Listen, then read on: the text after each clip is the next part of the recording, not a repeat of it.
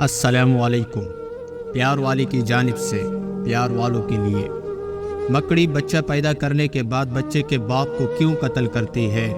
تحقیق کے مطابق مادہ مکڑی بچے دینے کے بعد نر مکڑی اپنے بچوں کے باپ کو قتل کر کے گھر سے باہر پھینک دیتی ہے۔ پھر جب اولاد بڑی ہو جاتی ہے تو اپنی ماں کو قتل کر کے گھر سے باہر پھینک دیتی ہے۔ کتنا عجیب و غریب گھرانہ اور یقیناً بدترین گھرانہ ہے۔ قرآن مجید کی ایک سورت ہے العنکبوت۔ عنکبوت کو اردو میں مکڑی کہا جاتا ہے۔ قرآن مجید میں اللہ رب العزت نے فرمایا ہے کہ سب سے زیادہ بودایا یا کمزور گھر مکڑی کا ہے۔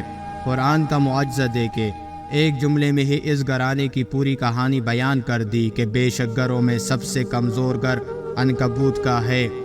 اگر یہ علم رکھتے انسان مکڑی کے گھر کی ظاہری کمزوری کو انسان تو جانتے تھے، مگر اس کے گھر کی معنوی کمزوری یعنی دشمنی اور خانہ جنگی سے بے خبر تھے۔ اب جدید سائنس کی وجہ سے اس کمزوری سے بھی واقف ہو گئے، اس لیے اللہ نے فرمایا اگر یہ علم رکھتے یعنی مکڑی کی گھریلو کمزوریوں اور دشمنوں سے واقف ہوتے۔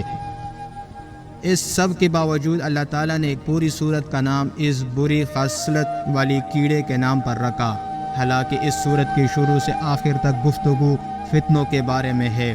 سورت کی ابتدا یوں ہے کہ لوگ یہ خیال کرتے ہیں کہ وہ اس بات پر ٹوٹ جائیں گے کہ انہوں نے کہا کہ ہم نے ایمان لایا ہے اور ان کو آزمایا نہیں جائے گا، اور فرمایا لوگوں میں سے کچھ ایسے ہیں جو کہتے تو ہے کہ ہم نے ایمان لایا ہے، مگر جب ان کو اللہ کی راہ میں اذیت دی جاتی ہے تو لوگوں کی آزمائش کو اللہ کے عذاب کی طرح سمجھتے ہیں۔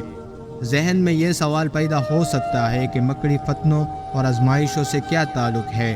در حقیقت فتنے، سازشیں اور آزمائشیں بھی مکڑی کی جال کی طرح پیچیدہ ہے، اور انسان کے لیے ان کے درمیان تمیز کرنا، ان کو بے نقاب کرنا آسان نہیں ہوتا، مگر اللہ مدد کرے تو یہ کچھ بھی نہیں ہوتے۔ تمام گھروں سے زیادہ کمزور گھر مکڑی کا گھر ہے۔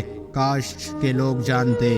یہاں بتایا گیا ہے کہ مکڑی کے گھر کو دیکھ کر جو شخص حقیقت کا سبق پا لے وہی دراصل عالم ہے۔